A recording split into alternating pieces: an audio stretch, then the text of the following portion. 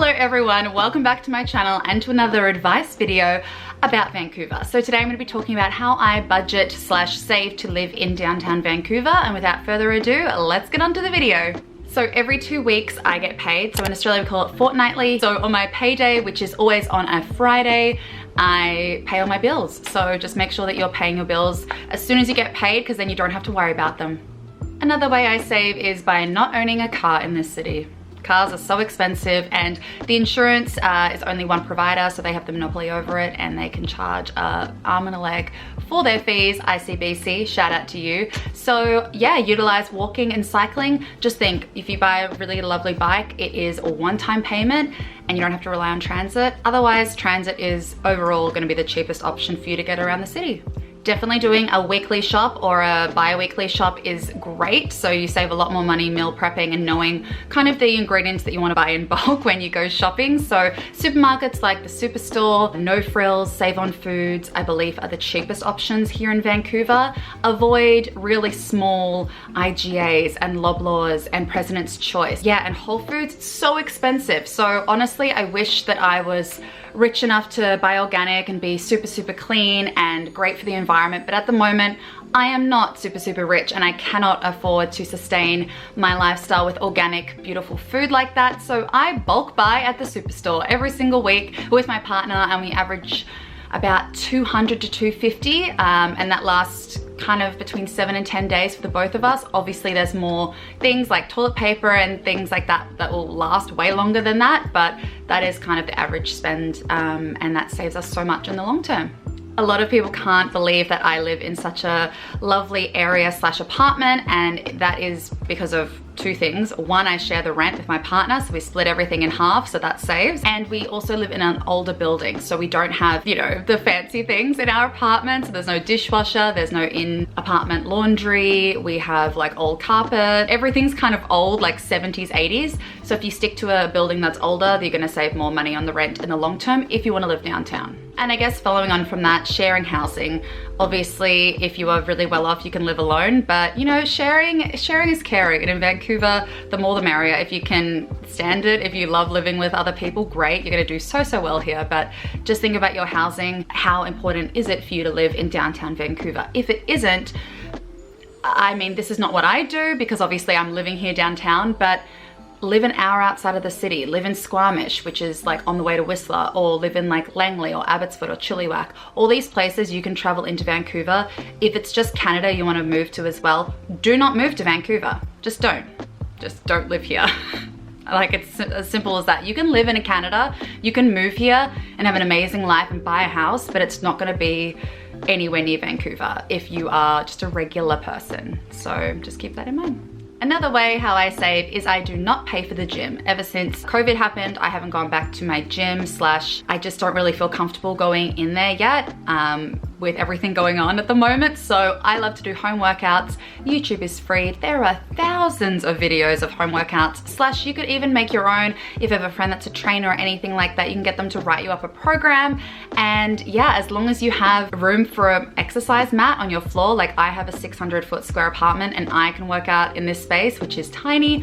If you have a park close by, great, but Vancouver rains, so you know, you're gonna be inside probably. So yeah, just find creative ways to work out in your space, and or just join group classes or something that is not a constant, you know, like drop-in classes overall may save you money, but if you just sort of have to weigh up the pros and cons. Like, this is how I save on working out, but if working out is like right up there on your top things to do and it's so important to you and you really need a gym, just do your research. Go in, see if you can get a better deal, see if there's any promos coming up. Black Friday, they always have a sale, yeah, in gyms here. So yeah, just think about that.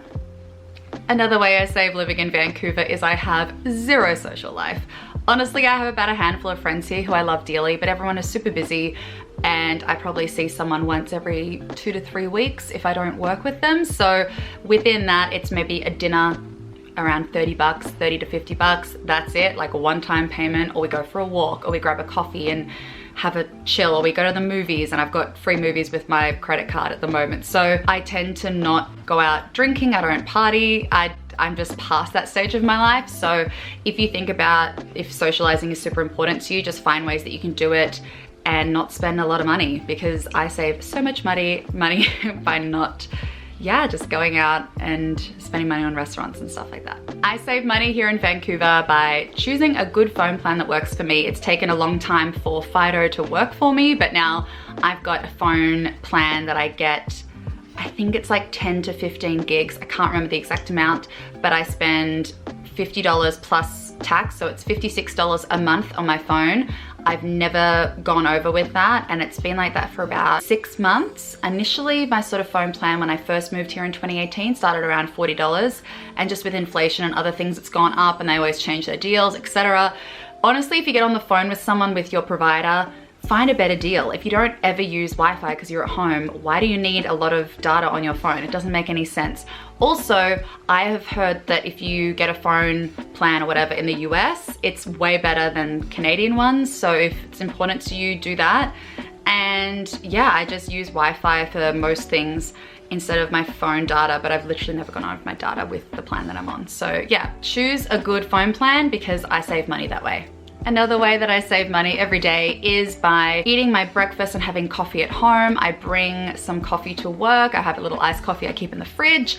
I bring my own lunch, or luckily I've worked at Granville Public Market and I get a good discount / sometimes freebies for lunch as well. But overall, I do not buy my lunches at work. This will save you so much money living here. So just plan ahead. Always have snacks in your bag. Like, I'm such a mum, like I always have snacks and bars and apples and stuff in my bag, whether I be hiking or just walking around the city, so I'm not tempted to go out and spend like $10 on a sandwich or something stupid. So just little things like that add up, and they will add up when you're living in a really expensive city like Vancouver. I've definitely saved money by not buying unnecessary items. So I bought a really good quality rain jacket and some winter boots here. Pretty much everything else I brought over from Australia and really didn't have to spend much money. I find it very expensive to shop here. I've had a little bit of a shopping splurge since the pandemic and being at home so much and just consuming a lot and being like fully influenced. Like, this jumper is from White Fox Boutique, but I wait till there's a big sale on and then I buy stuff if I think that I can afford it and I've sort of paid off all my bills, then sure. So just buy what's necessary, and otherwise, like, a t-shirt's a t-shirt. Like, why do you need to spend $60 on it? Do you really need it? Do you? Like, what's it gonna really give you? At the end of the day, stuff is stuff. So just think about high quality items that aren't gonna break within 2 seconds. Like, good shoes and a good rain jacket for Vancouver is pretty much all you need, because it is always raining and it's cold this time of year. So yeah, and in summer, of course, just like if you go hiking, just get good gear, and then you only have to buy it once. You don't have to buy it every single year, you know? So just the higher quality stuff, the better, because you're not gonna keep buying it because it's breaking and ripping and whatnot. For some strange reason, I ended up getting a financial advisor at my bank, Scotiabank. So ages ago, we discovered that I didn't really have a great savings account. So she opened up a TFSA within my account. So it's like a really high interest savings account, and it's so complicated. Like, I honestly don't really know much about it, but just go to your branch, be like, hey, I really want to get a better savings account. Spend an hour with someone and they will set you up, and it just sits there gaining more money than you would on just like an average savings account. Banking here still really sucks and it's confusing, but in Australia, you have to pay for a financial advisor, like a lot of money. So here they're just there at the bank waiting for you. So honestly, just pick their brain if you want to start investing. I don't know too much about investing, but I know that I should know more. But yeah, that's how I would save and budget with the money that I do make. I put it away, like I don't touch it, if that makes sense. And for my final tip of the day on how I budget and save to live in downtown Vancouver, I make a decent wage. I honestly do. I won't lie to you. I work full-time hours. I make over 20 bucks an hour. I'm not gonna say the specific amount, but I do well for where I'm living. Vancouver is shocking for their wage discrepancy and the taxes that we have to spend here. I won't lie to you, it sucks. But as a worker, as an employee in BC, know your rights. Know where you sit in a company, know if you're getting the right pay as well. Like, do your research when you are applying for jobs on Indeed or LinkedIn. See the average hourly rate for, you know, a medical assistant, and see if that's on par for what you're wanting. If you just really want a lot of money, work a lot of different jobs, because depending on your qualifications, you're not going to get an amazing job as a doctor and get that wage if you're, you know, down here in terms of qualifications. So honestly, try and find a side hustle if you want to live in downtown Vancouver comfortably.